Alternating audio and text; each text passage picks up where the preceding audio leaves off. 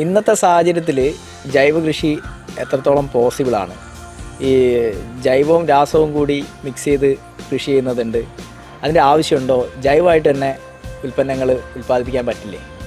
Organic farming തന്നെ ചെയ്യാം. അതിന് വിജയമുണ്ട്, അതിൻ്റെ ഉൽപ്പന്നങ്ങൾക്ക് മൂല്യമുണ്ട്, അതിൻ്റെ ഉൽപ്പന്നങ്ങൾക്ക് ഗുണമേന്മയുണ്ട്.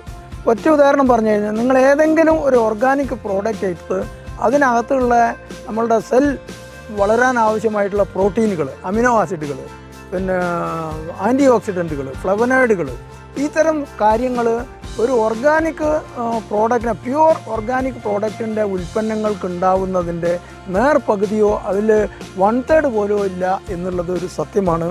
നമുക്ക് അത് പരിശോധിച്ച് മനസ്സിലാവുന്നുണ്ട്. ഞാൻ എൻ്റെ ഉൽപ്പന്നങ്ങൾ ആ തരത്തിൽ ടെസ്റ്റ് ചെയ്യാറുണ്ട്. ആ ടെസ്റ്റ് ചെയ്ത് കഴിഞ്ഞാൽ മറ്റൊരു ഉൽപ്പന്നം എനിക്ക് ഉപയോഗിക്കാൻ പറ്റില്ല, എൻ്റെ മനസ്സ് അതിനെ അനുവദിക്കില്ല, സയൻസിനും അത് അനുവദിക്കാൻ പറ്റില്ല. പക്ഷേ സയൻസ് എപ്പോഴും, സയൻസ് എന്ന് പറയുന്ന കുറേ വിഭാഗങ്ങൾ ശാസ്ത്രീയ കൃഷിയല്ല ഓർഗാനിക് ഫാമിംഗ് എന്ന് പറയുന്നുണ്ട്. അത് തീർത്തും തെറ്റാണ്. നിങ്ങൾക്ക് വേണമെങ്കിൽ ഏതെങ്കിലും അക്രഡിറ്റഡ് ലാബിൽ കൊണ്ടുപോയിട്ട് നിങ്ങളുടെ ഒരു പ്രോഡക്റ്റ്, എൻ്റെ ഒരു പ്രോഡക്റ്റ് രക്തശാലി അരി, വേറൊരു ഈ പറയുന്ന ഗ്യാപ്പ് രീതിയിൽ ചെയ്യുന്ന ഒരു പാർട്ടിയുടെ രക്തശാലി അരി, ബ്ലാക്ക് റൈസ്, അല്ലെങ്കിൽ നിങ്ങൾ വെറും വേണ്ട ഒരു കൂസ്മാണ്ട, ഒരു കുമ്പളങ്ങ, ഒരു പച്ചമുളക്, ഇതെടുത്തു കഴിഞ്ഞ് നിങ്ങൾ അവിടെ കൊണ്ടുവന്ന് ഒരു ലാബിൽ ടെസ്റ്റ് ചെയ്ത് കഴിഞ്ഞാൽ അതിനകത്ത് എത്ര കണ്ടൻറ്റ് ഓഫ് പോളിഫിനോൾസ് എന്ന് പറഞ്ഞാൽ നമ്മളെ സെൽ നിർമ്മാണത്തിന് ആവശ്യമുള്ള 10,000-ഓളം വരുന്ന പല തരത്തിലുള്ള ന്യൂട്രിയൻ കണ്ടൻറ്റ്, പ്രോട്ടീനുകളും അമിനോ ആസിഡുകളും ഒക്കെ, ഇത് പരിശോധിച്ച് കഴിഞ്ഞാൽ നിങ്ങൾക്ക് മനസ്സിലാവും ഏത് ശരി, ഏത് തെറ്റ്, ഏത് ഗുണം. ആരോഗ്യത്തിന് മെച്ചമുണ്ടാകും. നമ്മൾ വയറ് നിറയ്ക്കാനല്ല ഭക്ഷണം കഴിക്കേണ്ടത്, ആരോഗ്യത്തിന് വേണ്ടിയാണ് ഭക്ഷണം. പോഷകത്തിൻ്റെ കാര്യത്തിൽ ജൈവോൽപ്പന്നങ്ങൾ അത്രയ്ക്ക് മുമ്പിലാണെങ്കിൽ അതിനനുസരിച്ച് തന്നെയല്ലേ അതിൻ്റെ വിലയും നിശ്ചയിക്കപ്പെടേണ്ടത്? പോഷകം എന്ന് പറയുന്ന സമയത്ത് നമ്മളിപ്പോൾ ആൾറെഡി പറഞ്ഞു കഴിഞ്ഞു, നമ്മളെ ശരീരത്തിന് ധാരാളം ഘടകങ്ങൾ വേണം, 10,000-കണക്കിന് ഘടകങ്ങൾ. വെറും കാർബോഹൈഡ്രേറ്റ്, പ്രോട്ടീൻ, പിന്നെ ഫാറ്റ്, കുറച്ച് വിറ്റാമിൻ പോരാ. അപ്പോൾ നമ്മളൊരു ചെറിയ ഉദാഹരണം പറയുക, നാടൻ പശുവിൻ്റെ നെയ്യ്, നാടൻ പശുവിൻ്റെ പാല്, A2, A1 മിൽക്ക് എന്ന് പറയുമ്പോൾ ഈ A2 മിൽക്കിൻ്റെ ഗുണം എന്താണ്?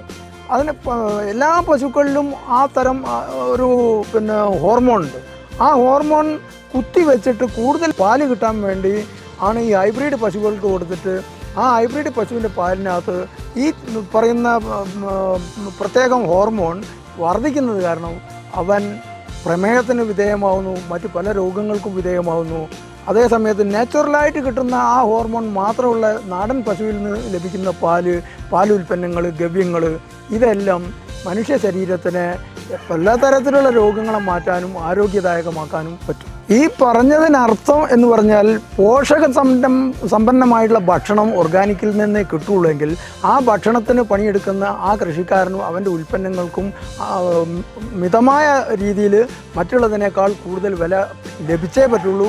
അവൻ്റെ ആരോഗ്യം, പ്രകൃതി സംരക്ഷണം, പിന്നെ നമ്മളുടെ മണ്ണിൻ്റെ സംരക്ഷണം, സമൂഹത്തെ മുഴുവൻ സംരക്ഷിക്കുന്ന ആ ചുമതല ഏറ്റെടുക്കുന്നതിൻ്റെ ഭാഗമായിട്ട് അവൻ്റെ റോയൽറ്റിയാണ് അവന് കിട്ടുന്ന അധിക വരുമാനം.